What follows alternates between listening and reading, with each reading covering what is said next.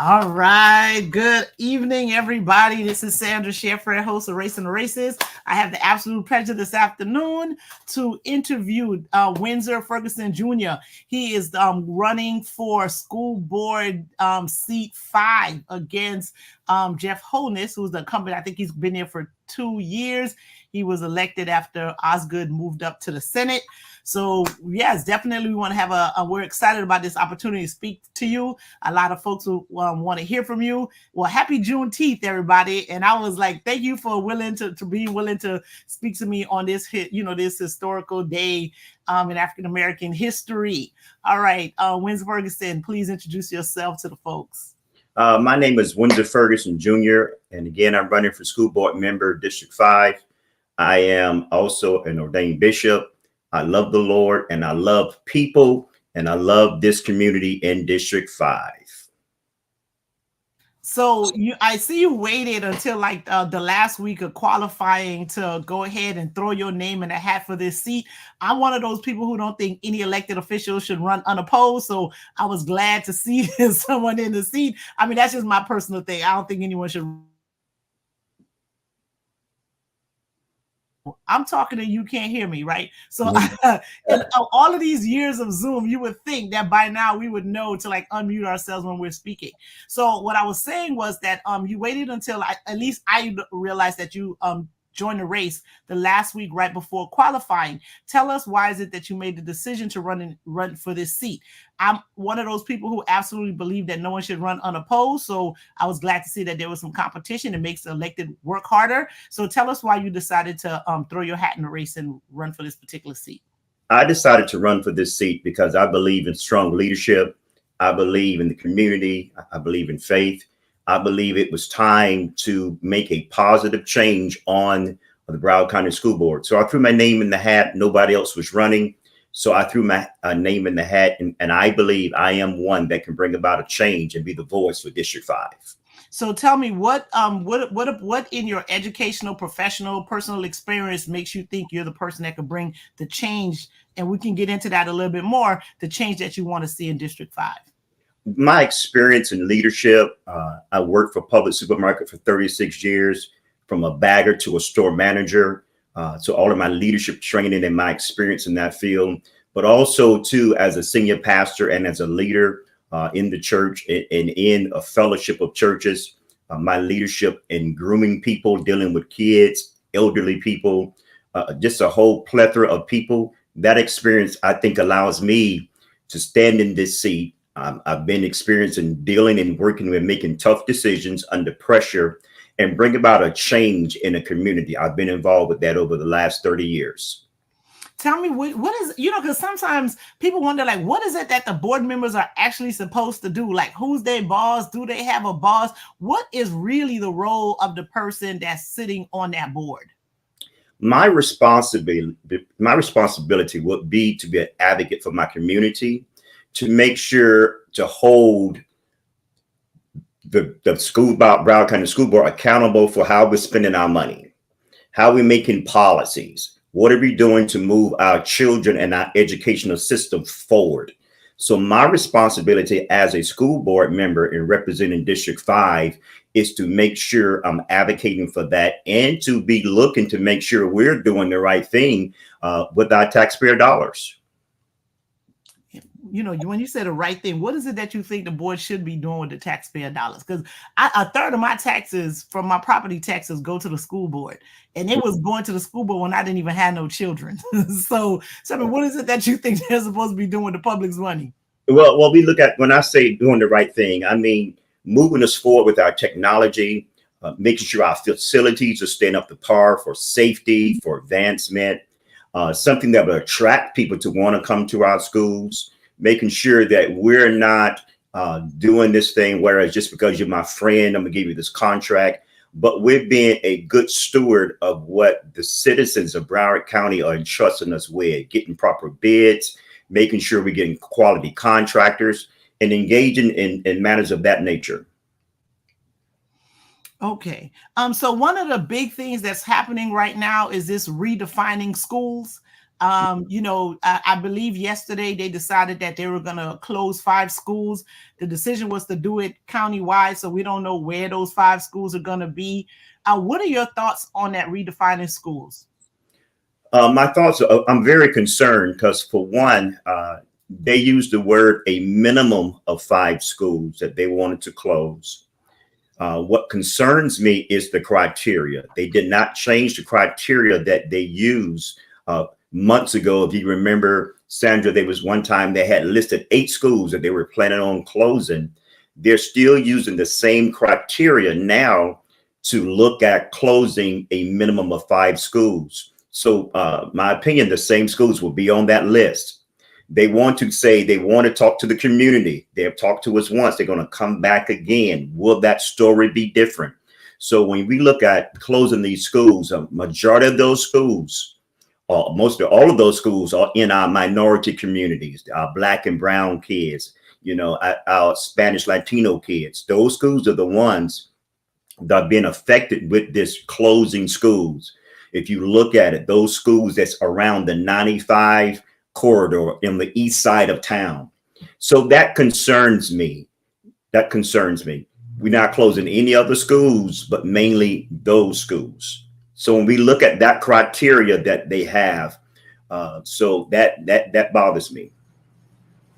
And so, and that criteria was even, I don't even think it was consistent across the board, right? Because because part of it was mainly schools that were under enrolled, right? That was the thing that they say we were mainly concerned about, was under enrolled schools. But there was one school in particular that really stood out to me, was the one that's Oak Ridge, right? I think that's the name of the school. That school is not under enrolled. It's underperforming. So they were like, well, we're gonna close the school and send the kids other places. I'm like, well, that sounds like y'all need to bring in better administrators. Y'all need to bring in better educators into the school instead of punishing the children and making them have to leave their school, and not only punishing them, burying them into other schools so their underperformance won't be as visible if they're in another high performing school. So yeah, what else? Besides that was my biggest concern. One of my biggest concerns with the redefining. What in particular do you have an issue with? And then I'll ask another follow-up question. So one particular thing, and part of the criteria is they are going to, one of the criteria is any school that has facility issues, that has been run down, that has been built before 1960. Well, when I look at the schools in District 5, we have some facility issues because you have not released money for the upkeep of the schools. For example, Parkway Middle School has been going on a renovation, is on hold, this and that. And so you got construction site going on. We got some schools that they're still struggling, trying to get fences put up and things of that nature. It is no fault of the school. It's a fault of us as a board and as a district, because we have not released the funds to pay bills and take care of these facilities. Yeah, and that's how you see. I see it also that most of the schools in underserved communities were underserved. Not they for whatever reasons, and I don't want to call people out their name and put no labels on some folks, right? But for whatever reason, they weren't doing what they should have done to those schools, right? Like you said, they weren't upkeeping them. They weren't putting the money in, and they were being marginalized. And now you're gonna punish them some more because you made decisions that marginalized them in the first place. I mean, that just don't even seem to make sense, like no kind of way. And then another criteria is they're looking at the last 5 years of their grade. Well, if you're not giving me the equipment, the tools I need to properly teach the students, properly have the staff so I can educate those students, now whose fault is that? And that's one of the criterias. Yeah, that all sounds like a setup to me, right? Like you put me in, you put me in a jam, and then you're gonna blame me for being in the jam and punish me even more for being in that jam.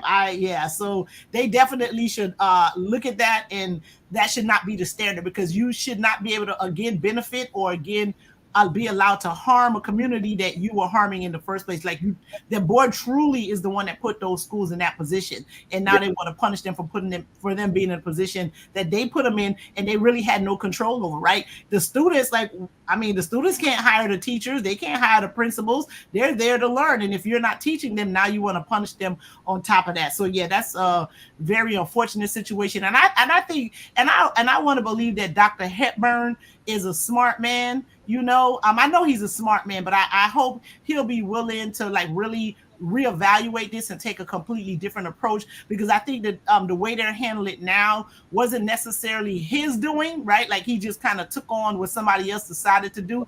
Hopefully over the summer or the course of this next year, he gets to come and put up a plan that's a little bit more equitable, and not necessarily punishing that population more than they need to be punished, right? So that's my thoughts. Like if it was up to you, if they came to you and said, you know what, Broward County Public School is in a financial situation, we need to make some sort of decisions. One of the things we're considering is closing schools. How would you have approached that situation if you were able to deal with it from the beginning without this redefining school? Like they got a budget problem, they got an under-enrollment problem. They're like, Mr. Ferguson Jr., please tell us how you would do this. The first thing I would want to do, I would want to really begin to do some heavy advertising and marketing about what do we do well in Broward County. Let's look at it from trying to get our students back into the school, because every child that enters our school equals dollars. So we're losing 49,000. We got 49,000 empty seats. We need to target advertising to get people to come to Broward County and enroll in our public school systems. Because reality is, I read an article that the housing market has went up because a lot of people moving to Broward County. Well, those families that are moving here, where are their children going to school? How are we advertising to go out and grab those kids? That is one avenue I think we should be aggressively going out, hitting on social media, all type of media outlets to advertise the great robotic programs we got going on, the great technology programs we have going on. And on top of that, I think we need to take a real close look at our budget and begin to cut back on some fat maybe that we may have, be it in administration, being wherever it may be, making smart decisions on contracts, who we get into business with, so we're not overextending ourselves with our financial obligations. Somewhere along the line, we have to be a better manager of that budget and make those hard decisions in trimming where we need to trim. Trimming, huh? Yeah. How's that gonna go over? I heard that they just gave a whole bunch of people a whole lot more raises. You know what I mean? Just cause, just cause, So yeah. how? Oh my God! So how do you? I mean, if I was getting paid a certain amount of money, somebody came and told me to take a pay cut, I'd be like, for what? Right? So like, how would you trim the fat? Particularly if it's coming from salaries, for example, or even contracts. Let's talk about that. How would you do that? How would I do that? I will look at what positions are really necessary or overstaffed. Because sometimes we have created jobs in order to maybe say ease the load of some people, but some of that was unnecessary, I believe. Let's examine that. Let's examine that and make sure we're not overstaffed in certain areas, or do we just create a whole department that we can do without, and maybe that's the trimming that needs to happen. Okay, what about these contracts? Because I think at every board meeting, they're voting on a contract for somebody for something, right? And they're never like $5,000, they're like 100 in this, 25 million of that, and 130 per officer, and all, how can you revisit those contracts? And well, I mean, you're not there to be privy to all of the information, but do you think the board, if they do have an opportunity to revisit the contract, because the board can look very different in November. I mean, there are 5 seats that are up, so we can have a very different board. So how do you think you can revisit those contracts and maybe get out of them without their really costing, maybe the board more money? Because, people can sue if agreements were made, that type of thing. What's a realistic look at revisiting these contracts and these people's salaries? Because they could sue too if they're not happy with the cut. The smart thing I believe to do is get with our legal team and look at each contract to see what type of escape clause, what are we doing? How can I get out of it? Can I renegotiate? Where do I legally stand? Because as you stated, we don't want any backlash for them coming back suing us. And as we move forward, make the contract where it is in our advantage. Prime example, that our superintendent that just left, it'd have been great if we would not have to have paid out 40 weeks and we could have paid out only 5 weeks. Mm-hmm. You know, there's a way we could have staggered that to make sure that he was going to be doing the job before he already have all these benefits right up front. So I think we need to make those type of smarter decisions moving forward. Some contracts right now, we may be locked in. So depending on what type of contract, but I believe we need to make better decisions in these contracts that will be able to protect our investment, be able to protect us as an entity. How would you be able to, because I know you board members can't talk to each other before they sit on the dais, right? So how do you think you would be able to convince your other board members to be on board with some of the things that you want to see, some of the changes that you want to see? I'm going to put on my preaching voice and I'm going to sell it. I believe, I believe that if they're for the children, that they would jump on board. If they're for the community and fighting for us to become a better educational system, I don't believe it will be a big struggle for those that have that mindset. The challenge would be for the board members, or if there is any board members that have other agendas. If it's not about the children, if it's not about trying to move my community forward, they might be a little bit more challenging, convincing. But even those that try to make this a political race, and I understand this is the last nonpartisan race, but I'm a type of person, this is not about Democrat, it's not about Republican, it's about our students, it's about our community, and we need to keep it that status quo. Yeah, because that's going to be the challenge. That's going to be the challenge, is getting everybody on board, particularly since you can't speak with them ahead of time. And I like that you said it's about the children, because the last few years since I really started paying attention to what's happening at the school board in terms of the meetings, I've always been involved in the school because I have 2 children in school, 1 in public, 1 in charter. So I'm not a person that's against charter school, because like I said, I have 1 in charter, 1 in public. But since I've been paying attention, I'm like, when do you all ever get to the point where you're talking about the children? The last conversation I remember them talking about kids was they didn't deliver the books in time. They were like in a warehouse somewhere and not at the school. And I think from that day, I haven't heard anything about, my Mayor Messam had gone there because he was trying to get some funding to do like an aeronautic or airline program or something like that. So he went in there asking for the money. They dragged him, finally gave it to him. But other than that, I don't see the board members bringing up any agendas that's truly dealing with issues for the students. What type of what would you want to see, or what do you want to bring up to the board members to have them do for the children in the county? Like, what do you see that's lacking that you think the board can do to make the educational experience for children in the county better? A couple of things. First, everyone's going to talk about safety. It was tragic with everything that happened to MSD, and I agree with that. But what did not happen is every school did not benefit security-wise. Mm-hmm. So that's a concern.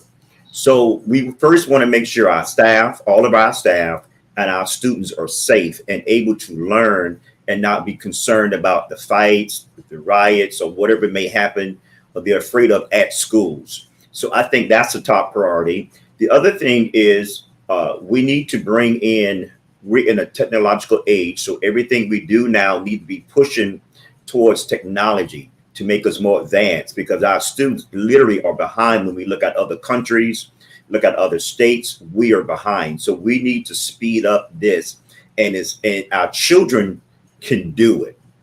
So our teachers need to be continuously going to workshops to stay in the up-to-date teaching technology and everything of that nature. So that's a couple of things that I'm really going to be trying to do to bring forward. Everything need to be driven for the kids as I'm preparing my 100-day plan that I would like to do once I get in office. And it's going to be to the place whereas we need to make a change. So I want to ask you about that 100-day plan, but I want to make one other point first. So one of the things that I hear from the teachers is like they don't have time to teach because they're so focused on testing. They're like, I don't have an opportunity to teach or do anything creative in my classroom because everything is about me getting ready for the test, right? Okay, what, if anything, can you do about that? Or is that something that the board can even involve themselves with? I believe that's something that's going to be left up to Dr. Hepburn and their team. My concern is, though, we're preparing the kids for the test, but we should be already teaching so when the tests come, they'll be ready for it. So we're kind of looking at it backwards. And that is a concern that we're putting so much pressure about a test and not teaching them the foundation of what they need to learn so they can be successful in society. But that's something as we begin to look at the criteria, our standards, our goals, what we're looking at, but that's ultimately in the hands of the superintendent.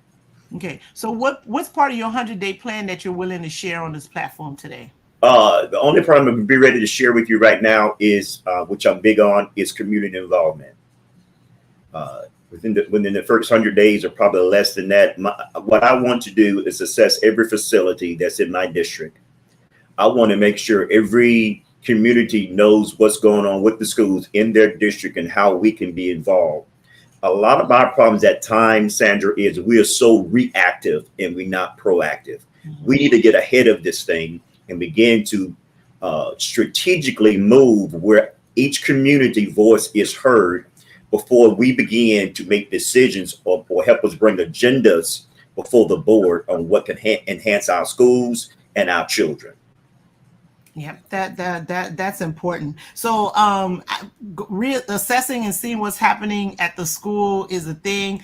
Do you know how many schools are in your district? And is that something, how long do you think you'd be able to visit all of your school in the first 100 days?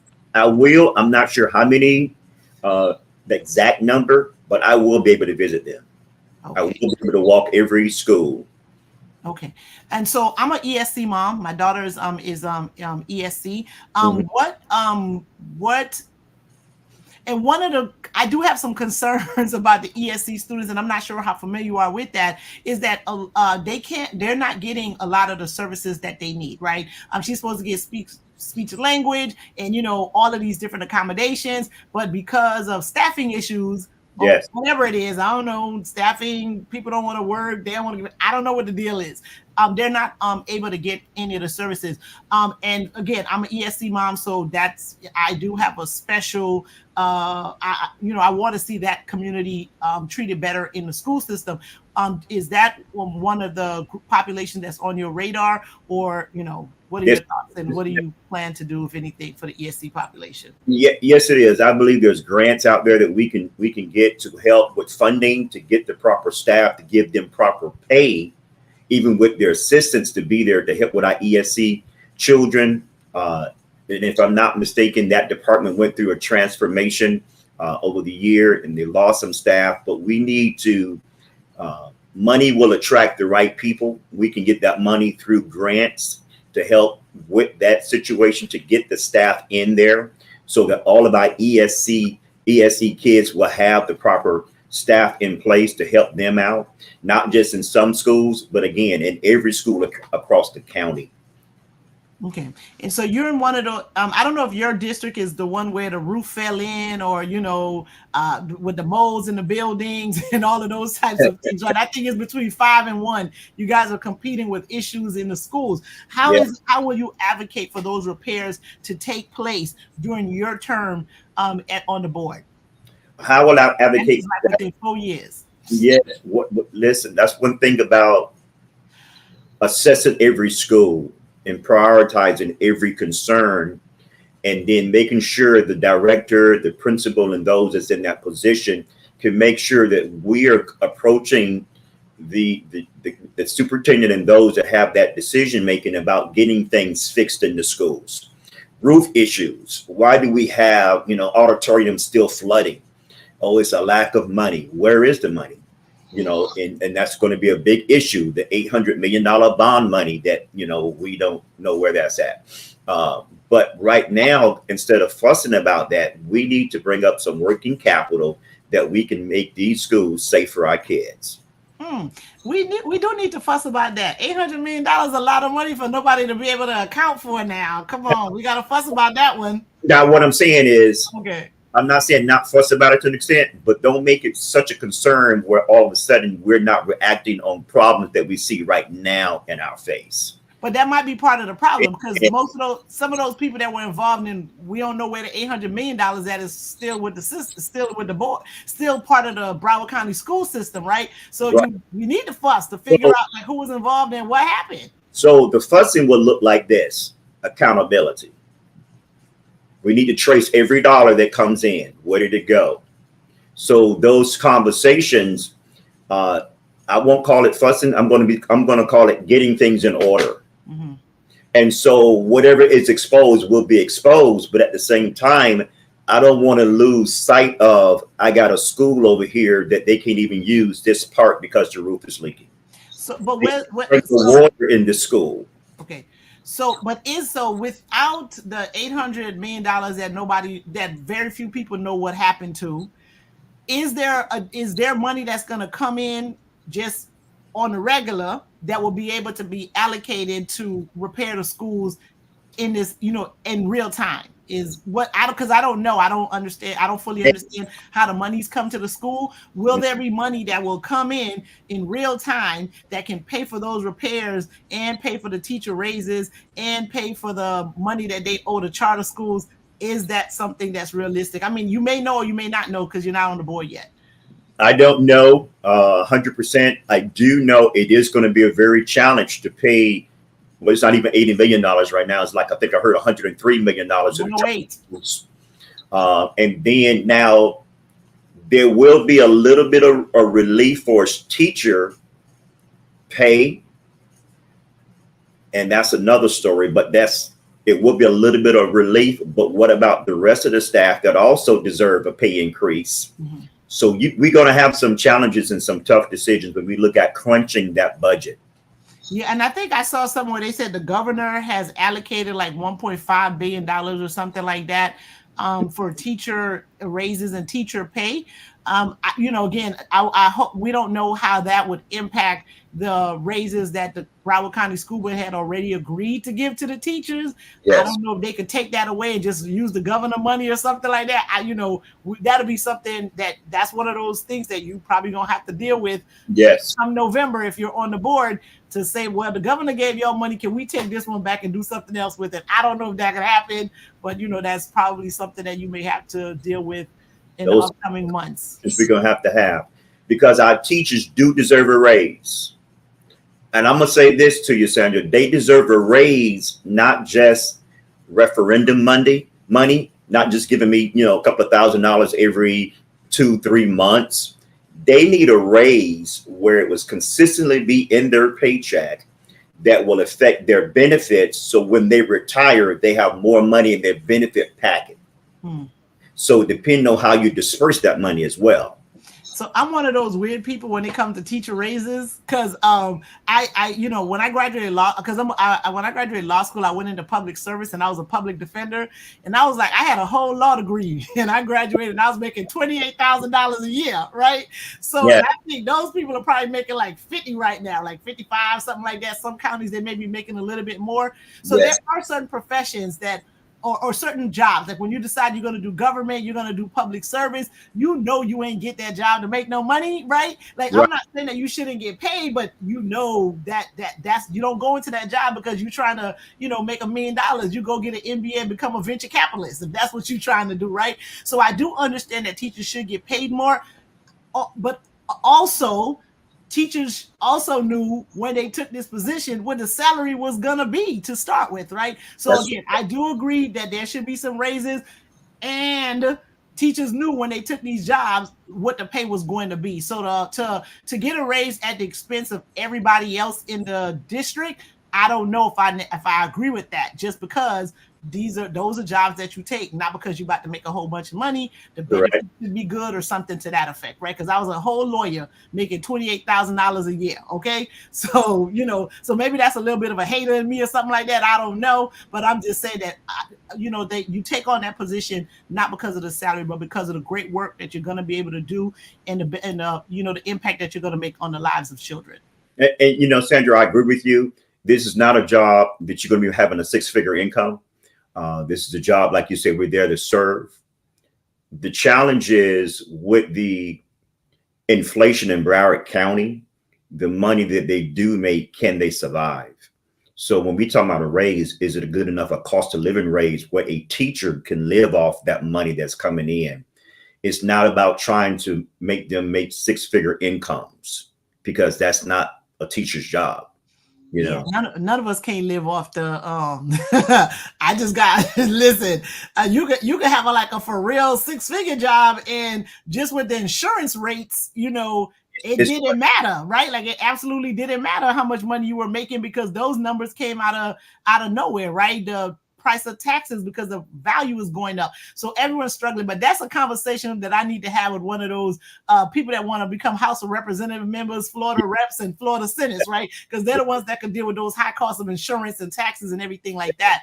So I understand it, but I do wish that we all could get a cost of living raise, or something that the state can do to subsidize the cost of what people are paying for homeowners insurance. My mother's 80 years old. She just got one of her insurance bill that's like almost $10,000, and the lady's 80 years old, and that's one of the two insurances that she needs to have on her house, and she needs to pay that money by July 17th. I'm like, really? This is what we're doing in Florida? So in terms of that, I'm sympathetic with the teachers, but the cost of living is something that's affecting us across the board, just because it's becoming almost prohibitive for people to live in the States, right? Yeah. So I see. I'm happy to hear that you want to advocate for some of the repairs that's going to happen in your district. You talked about the redefining schools. I like what you said about what you want to do with the ESC. Hopefully we'll get to see more about your 100-day plan. And you also want to revisit those contracts after you speak to folks in the legal department. What else do you want the community to know about you, and why they should vote for you on August 20th? August 20th. I want them to know that I am a man of integrity. I want to bring about true transparency between the community and the school board. I want them to know that they can have a leader on the board that they can truly trust. Also, but they have a leader that's going to make tough decisions and understand that some things will take time, but we're going to move the ship in the right direction. Yes. And the reason why I brought up the August 20th date is because there's only two of you in the race, right? And I think it's 50. Right. So whoever has the highest number on August 20th will be the next member on the board, is my understanding. If that's not the case, can you please let the folks know? That is the case. August 20th, we need everybody to come out and vote. It's only two people in my race. So whoever gets 51% of those votes, that is it. That's the winner. We're not going to November. So absentee ballots or mail-in ballots will start in July. I believe they go out July 11th. So please get involved. Let's vote. You want to support my campaign? You can support me by voting. I need everyone to get involved and vote August 20th in this primary election. Yes. And so request your vote by mail ballot. There was a change in the law, I believe December 2022.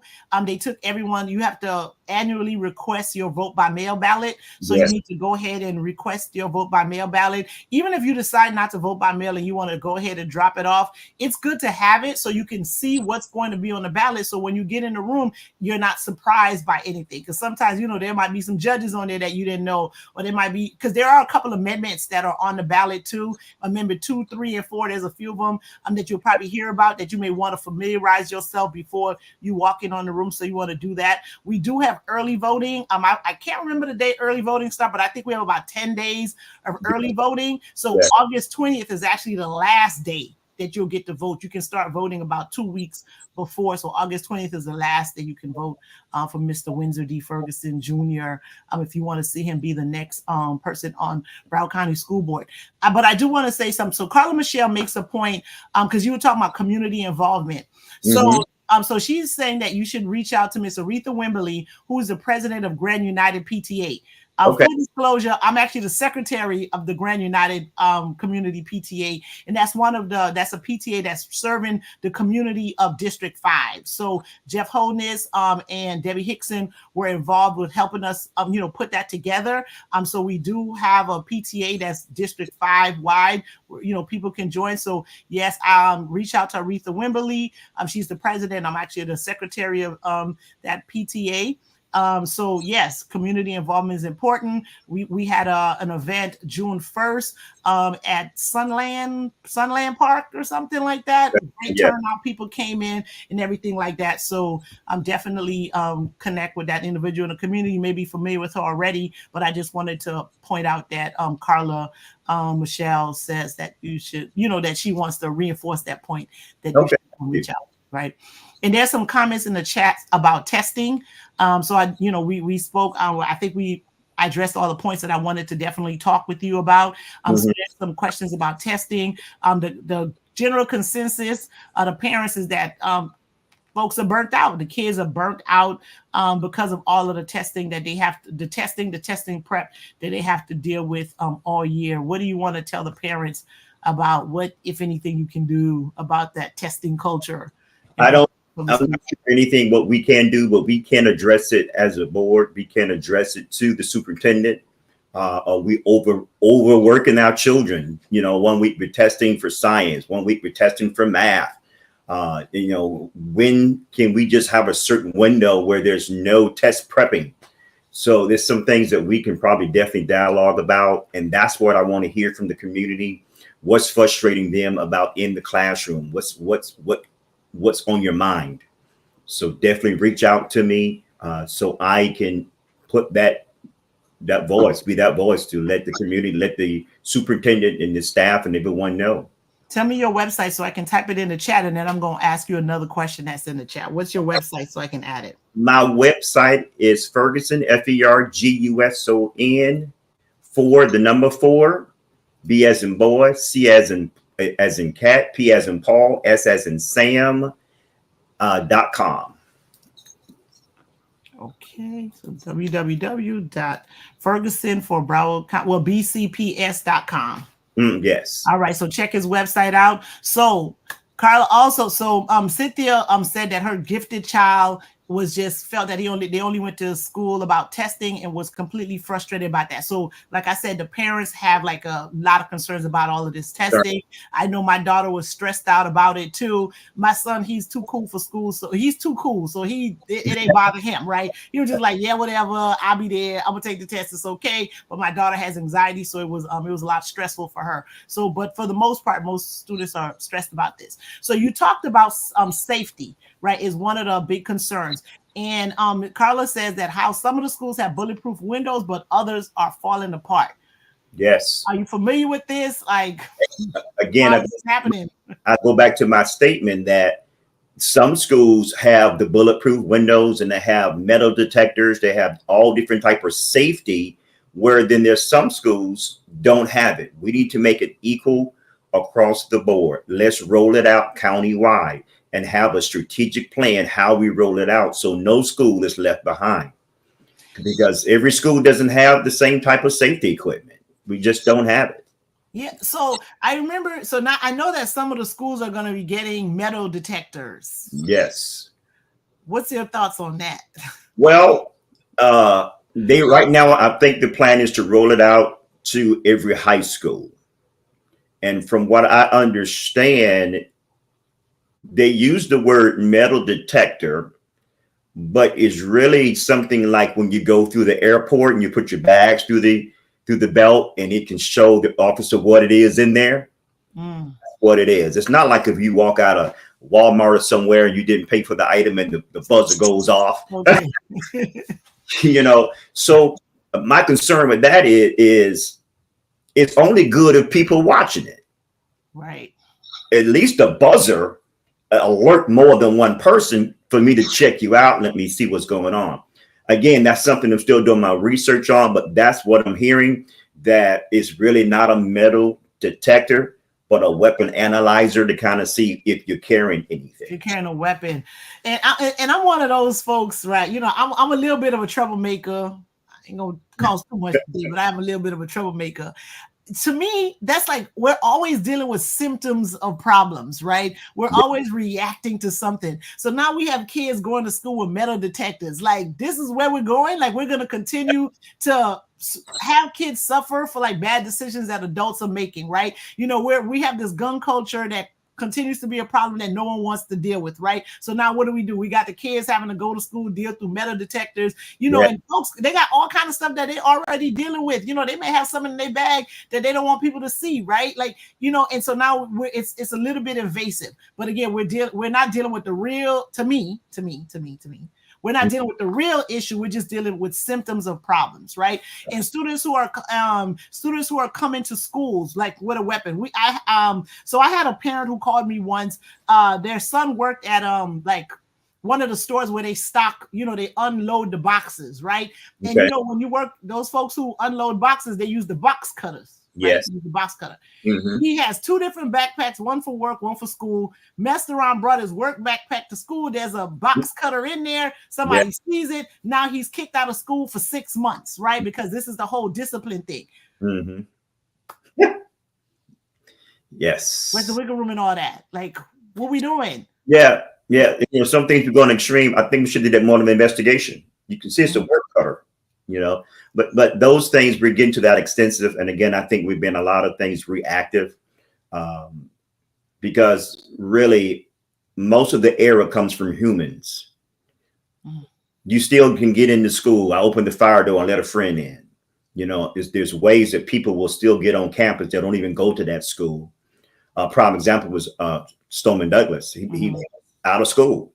He no longer attended there, but he was able to get on campus with the firearm and do the damage that he did. And that was very tragic. And we don't want that in none of our schools. But how did that come about?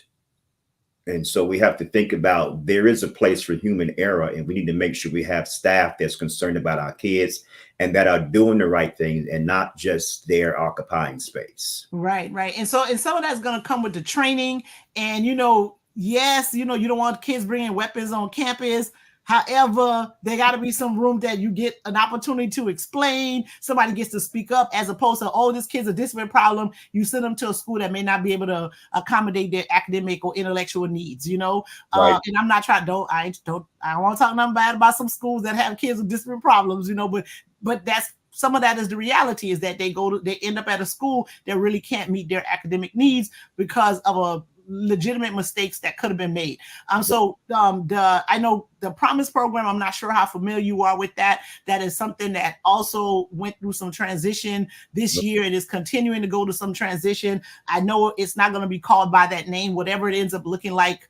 You know, it's not going to be called that. And that was a way to try to, you know, keep children out of the, you know, criminal justice system and really deal with a lot of the discipline on campus. But now that's become, if you get into the weeds of that, then you start realizing that mainly Black and Hispanic boys are the ones that seem to be getting into all the trouble at school, even though we all know that they're not the only ones that's doing things in school just because boys and, you know, children will be children, teenagers do certain things, right? So we also need to address that as part of the problem that's happening in the school. And that's why I have concern about these detectives, right? They're going to bring them in, and then who is it that's going to, because of what I've seen already in terms of Black and brown boys being the ones that are always on the top of the list of problematic students, is this another way for them to, I don't want to use the word targeted, but to where the enforcement is, you know.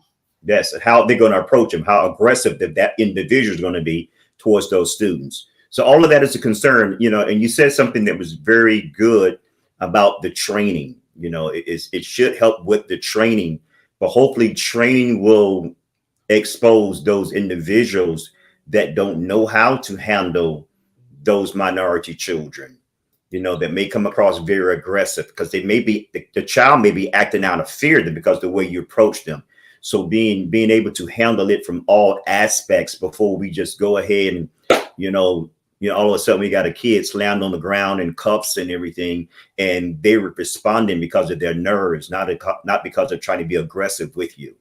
Absolutely. So those are some issues. Yeah, so it's a lot of issues. It's a lot going on. And before they start rolling out any and all of these things that they want to do, I really encourage, this is me. This is not Mr. Windsor D. Ferguson talking. This is me. I think there needs to be some sort of implicit bias training happening with the board and within the district and on the administrative level, because even some of those folks who are making decisions, they're well-meaning, I think. However, there's still some things that they don't understand, and there might be some cultural stuff that they got going on that they're not aware of. And if you're not aware of it, you're going to make decisions that's going to, again, make it look like it's just black and brown boys that's the problem in the public school system. And we all know that is not the case. Right. Yeah. Right. All right. Thank you. So Cynthia Alcius also agree with you about marketing and finding ways to bring people back into the public schools. So, your thoughts on that is being well received by the folks in the chat. So thank you. By the parents. We're all parents with children in public school system is being well received. So thank you very much. Once again, tell people how to get in touch with you. I believe you can ask for donations and you can ask for time. Volunteers, let them know they're going to get a t-shirt and some water to drink when they go out and help you, so go ahead and make that pitch. Please hit me on my website, Ferguson 4 BCPS.com on my website. You can donate. You can join Team Ferguson there as well. I need your support. I need your prayers and your purse. So please come on out. Matter of fact, 3 P's. I need your prayers, your purse, and your presence to come on out to be a part of this. If you want to see leadership in action, if you want to see a leadership change on Broward County School Board, now's the time to get involved and vote this August 20th. Please get involved. Let's not be people that just talk. Let's get involved. Yes. So the 3 P's, he said he needs your purse. What you need, your purse, the presence, and what else? And your prayers. And your prayers. All right. So he needs purse, present, and prayers. All right. Thank you so much, Mr. Ferguson. Thank you so much for joining me today. I truly, truly appreciate it. I think I went through all of the comments. No. So there's one more comment. I'm sorry. Someone's asking about transportation. Transportation is another major area of need that needs attention. Inefficient routes, not enough attendance. I think most of them are like Amazon drivers now. I don't know. So some people left and they started driving for Amazon, Lyft, or Uber or something. So what, if anything, can you do? Can the board do about transportation? That I can't give you a definitive answer, but I do know it's something we seriously need to look at. There is a shortage of drivers, and a shortage of drivers because of pay. Other places are paying more. So that's something we have to look at, a way to try to make the pay competitive to get competent drivers there. But that's something that we do need to address. I don't have a definitive answer on how I would attack that right now, but that is something we will address. Yeah, I know, because I see they were offering bonuses, trying to get people to come on board. Yeah, it's tough. All right, so they're wishing you good luck. Miss Kelsey has had a joke. She said she thought the 3 P's was problem, probe, and proposal. Hey, but I'm gonna get that. Yeah, so she said she thought it was problem, pros, and proposal. All right, thank you for the humor. They said, and we're closing. School transportation needs will be addressed. All right, so you're gonna look into that. You'll be able to, because again, some of the things you really can't answer because you need to get in there and have access to the information in order to see, where the deficiencies are, if they are. But definitely do like a SWOT analysis and see what it is that you can do for that. So they're saying best of luck to you. Thank you so much for joining me, and I want you to have the last word before we close out. Thank you. Thank you for inviting me on this platform. And again, I want to encourage everyone on this line to tell a friend to go out and vote, to get involved for this election, this primary election. Let's prove critics wrong that says this time of year in the primary election, a lot of people do not vote. We only vote on electoral years for presidents. Let's get involved in our communities and let's vote to see, amen, that we have the right people in place for things that needs to bring about a change. So thank you. Thank you, sir. Thank you very much. Elections have consequences.